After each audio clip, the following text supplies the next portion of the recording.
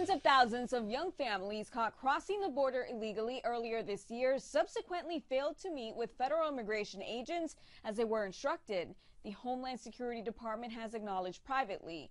An official with U.S. Immigration and Customs Enforcement revealed that about 70% of immigrant families the Obama administration had released into the U.S. never showed up weeks later for follow-up appointments. The estimates are that more than 61,000 adults with children illegally passed into America by the end of August this fiscal year. Now comes word from Immigration and Customs Enforcement officials that around 41,000 of those have never reported to immigration authorities as required after their arrest and release.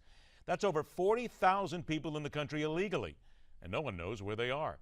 Welcome to Midpoint. Ruben Navarrette Jr. is the syndicated columnist for the Washington Post Writers Group and author of A Darker Shade of Crimson, Odyssey of a Harvard Chicano. And Sheriff Richard Mack is founder of the Constitutional Sheriffs and Peace Officers Foundation, joining us from Tucson, Arizona. Gentlemen, thank you so much for being here today. Hey, no problem. Thank you. Sheriff, I'm going to start with you. When you hear these kind of numbers and knowing what kind of work that the officials themselves, Border Patrol, local cops, whatever, had to go through in order to apprehend these people, and knowing full well that we really don't know who they are or why they're here, this has got to make you angry. Well, it does. The whole crisis at the border has made me angry for decades, actually. And this president that we have now is just following what others have done in the past and making it worse, obviously. No president in the last 30, 40 years has done anything to secure the border. Right now, we have a horrible crisis at the border, and something must be done. And first and foremost, the border must be secured. Secondly, you cannot tell these families from Guatemala and El Salvador and other Latin American countries not to come here and then say, but if you do, we're going to give you driver's licenses, we're going to give you free health care, we're going to give you free schools, we're going to give you free food, you'll get jobs, you can do anything you want. In fact, we'll take better care of you than we do American citizens if you come here. That kind of hypocrisy and that kind of a message is just going to make it worse.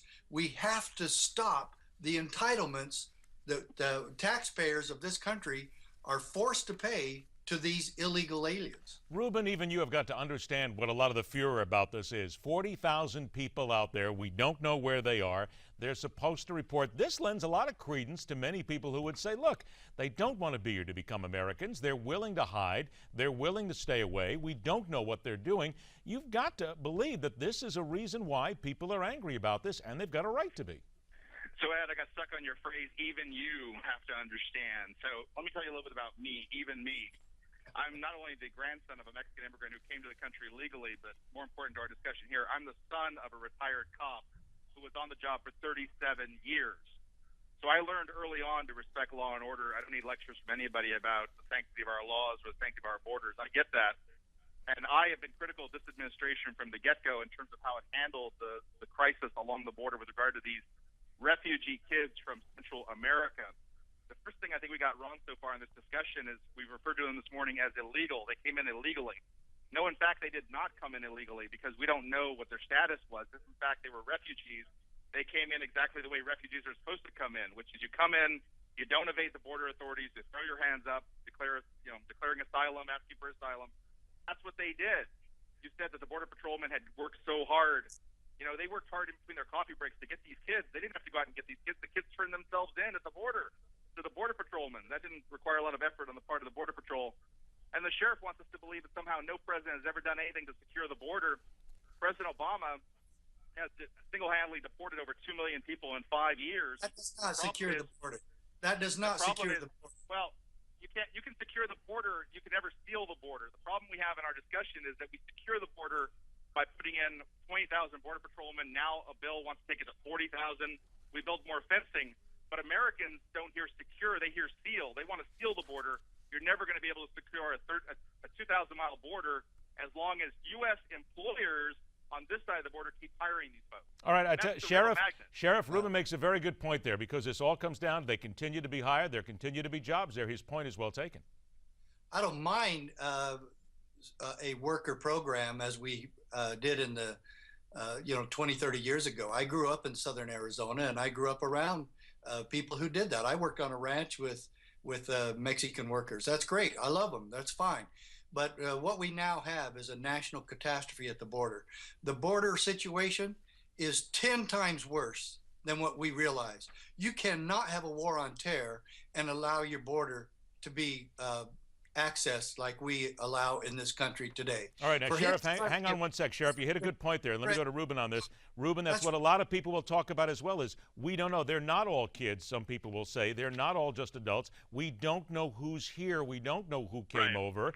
And we don't know where they are because they failed to report as they were told to. That's what people are going to focus on. We don't know who they are. Right. So when I want to do research on the border, I don't talk to county sheriffs who don't know anything about immigration law. I talk to Border Patrol agents, including the folks on the ground and the folks up the chain. And what Border Patrol agents tell me is they want better infrastructure, roads, surveillance equipment, and tunnel detection equipment so they can find the bad guys. We all want them to find the bad guys. We don't want them distracted by having to babysit a bunch of kids from Central America. So if you go to the experts, you go to the sources, the folks with the green shirts and the badges on the border patrolmen, they don't talk with the swagger like they're looking for the next television camera. They're out there saying, I need X, Y, and Z so we can go get the bad guys. We all want them to get the bad guys. Nobody wants an open border that threatens American security. All the more reason Ruben, I have to ask. Focus on that. Ruben, are you taking shots at the sheriff here? Absolutely. Absolutely. I mean, if the sheriff wants to do my job, I promise I won't hang up here and go arrest people for speeding if he doesn't try to do my job as a pundit. He talked about this guest worker program. It wasn't 20 years ago, Sheriff. It was 50 years ago. The Prosera program was 50 years ago. Okay, Sheriff, go ahead. I got 30 seconds. Answer up. That's like most pundits. They're self-appointed and self-anointed. This problem is way out of control. And to have a president that says to criminals and others, yeah, report in. That's ridiculous. That's like law enforcement telling criminals, report back here. I'll release you, but report back here in a few days. That's absurd. It's absurd at its face. And the enforcement at the border is non-existent. And you ask every sheriff on the border, they'll tell you the same damn thing. Ruben, I'll give you 10 seconds. Last shot, 10 seconds. Yeah, as I said, go back to the earlier point, you can put the Spanish Armada on the southern border, but unless you stop hiring people at the Home Depot in the heartland of America, you're never going to cut off the magnet. All right. We're going to have to call it there. Sheriff, unfortunately, Ruben Navarrette, Sheriff Richard Mack, we thank you both for being honest and giving your honest opinions, gentlemen. All right, later on this hour, the man denied assistance by Obamacare until he oddly enough mentioned it right here on this program. And after the break, it's all about your cash, the money master, and a check on Wall Street. We continue right here on Midpoint.